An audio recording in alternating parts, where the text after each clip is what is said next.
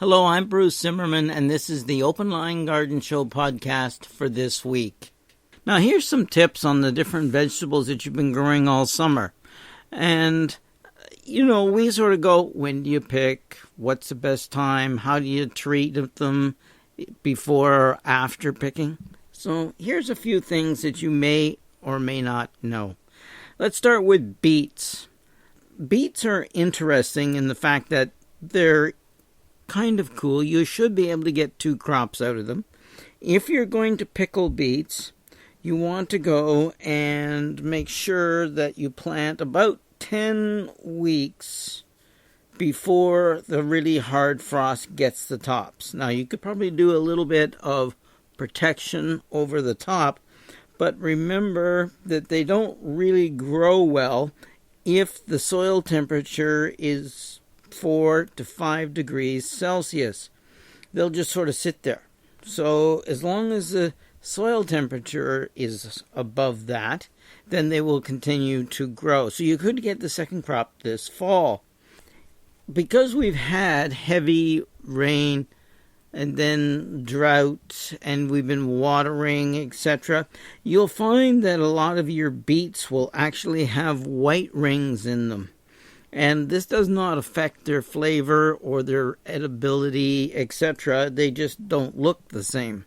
So just go ahead and use them. You should be fine with those. It's going to look...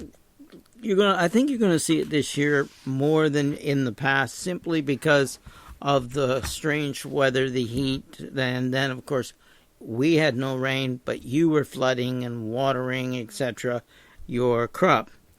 With broccoli, it's kind of neat. I like this one. You go and you cut the top off the plant. So you're harvesting the broccoli head. Well, it's still very tight. We don't want to see any swelling buds. We don't want to see any flowers. We want them nice and tight. So you take the main one off and you leave the whole plant. What happens is all the little side shoots continue to develop, and you get all these little sprouts of broccoli, which can be harvested all the way up till a frost, and you can use them in salads, stir fries, etc. Nice size, tender, easy to cut up or add to those dishes to give you a little bit of, little variety in there without having to go and do a whole head or start breaking apart those when you're doing your cooking. So you can try that one as well. I like that one. With Brussels sprouts, I was always told that they're sweeter when there's a light frost. I was told hard frost, but it's more of a light frost. You want to continue to harvest them as they size and develop, the Brussels sprouts, because they're sweeter when they are frosted. But it's got to be a light frost. When you get a really hard frost, it's going to really freeze. You can pull the whole plant right out of the ground, hang it upside down in a cool, dark place, and let them just continue there. Now, what you're going to do is harvest the little Brussels sprouts until they're gone. And you can compost the remaining plants, but I would probably get rid of them only because they are, like all cabbages, susceptible to aphids and cabbage worms, and I don't want to take a chance of anything coming over through my compost. Simply because I don't think my compost gets as high a temperature as I would really like it. Okay? Bush beans. Bush beans are interesting that, you never go into bush beans or into beans when they're still dew on the plant. They have to be in full sun, and the leaves and the plant has to be dry. So you're not going in there before 10 o'clock in the morning. In fact, usually even later, to pick your beans. Important for success right there. You spread disease, you spread problems throughout the entire crop simply by going and walking through. Go ahead and use them, okay? As long as you can keep the beans coming, then do it. And they will get a little more ugly as the season goes on, but those ones you can use right away. Some of the ones you can use and for freezing or canning.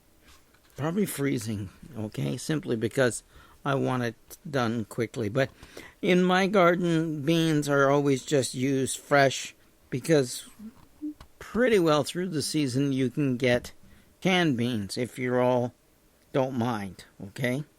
Besides, I prefer the yellow beans and I prefer them canned. But anyways, that's personal preference. Cabbage. You know you're going to have lots of problems with bugs and that. You definitely want to make sure that you've got these nice plants. The leaves are started to harvest. When the leaves start touching you know, they're nicely spaced out at one plant per 45 centimeters as they grow. And when they start to touch, that's when you want to start harvesting the heads, okay? The baby cabbages early on, and then the much larger harvest, they will then be able to mature and give you bigger cabbages. To prevent the splitting, which does happen with them, they used to drive a shovel down beside the plant to cut off half of its roots. This is when it got big enough to harvest. This was to prevent the plant from doing the splitting because it got too much water. Not a problem this year, but if you were heavy drought watering, it may be, but then that's what you can do. You got to make sure that you leave enough roots that there's enough water coming up to size up and keep your plants, etc., from going and basically stop growing and deteriorating. Carrots are always neat. You can get several crops. I always find that once the temperatures get too warm that you can get them to germinate.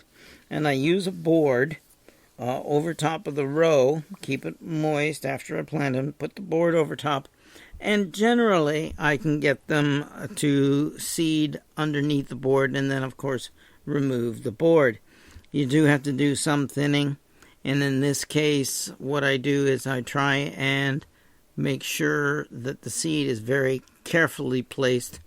That way I can see my germination, don't have to do much disturbance and thinning, and I get bigger carrots going into the fall season. So you don't want compacted soil on carrots, right? So nobody walks in your carrot patch.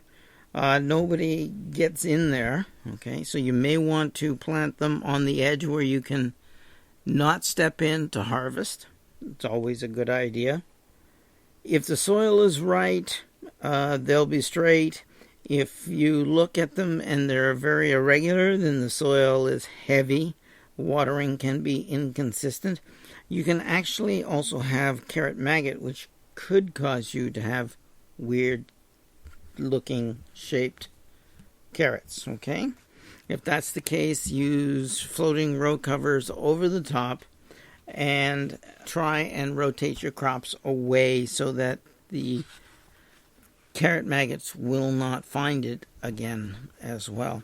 We can do all of that and just keep things. I know people who in perfect soils will keep the carrots in the ground, mulch heavily with straw for the winter, and go out there with a fork in the winter and lift them up, okay? But in my case, that's a lot of work for carrots, which I can get year-round, okay? I mean, granted, okay, the ones in the store are not maybe as tasty, but, you know, there's a matter of sometimes I could have 6 inches to a foot of snow over top. And if that's the case, I got to get out there, get that through there, go out to my garden, lift, and then replant again, right? And the ground's frozen, so not always the easiest. With cauliflower, they're an interesting plant. I don't grow them, I buy them, Okay? If they're ridiculous price, I don't buy them. They're a lot of work. They like warmer weather. The head can be harvested at a decent size, and particularly in warm weather. So that's important that you keep an eye on them. Keep the top blanched. You often take the heads and you do go and put the leaves over top. Okay, so that you can keep it nice and white and blanch it out so that it becomes white. If it goes too yellow, it gets too much ugly cream, well, it's edible, but it's ugly. Okay?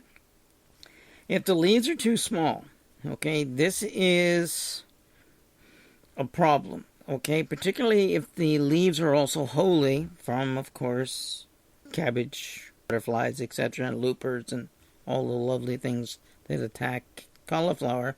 Another reason why I prefer to buy them. If they're too holy or the leaves aren't big enough, you can go and put a paper bag over top of the curd. It's not great, but it does work. So try that one as well, just to keep the cauliflower from being ugly, an ugly color. You want them white. Celeriac. People are starting to use this in cooking, and if you know how to use it, cut it, chop it, and put it particularly into salads. Very, very nice. But don't store them anywhere where anything strong is around. In other words, store them where there are no onions, no garlic, no strong vegetable smells. The reason is they pick up everything. Cabbage, all the cabbage family, all the Brassica, they will pick up all that scent in the celeriac, and that makes it not anywhere near what you're looking for in that crispy taste that you want in the salad or in the cooking. Okay? Just a few tips to get you through. I know they're a little harder to assimilate, but for those of you who are actively growing your own vegetables, maybe this will help. I'm Bruce Zimmerman. This is the Open Line Garden Show podcast for this week.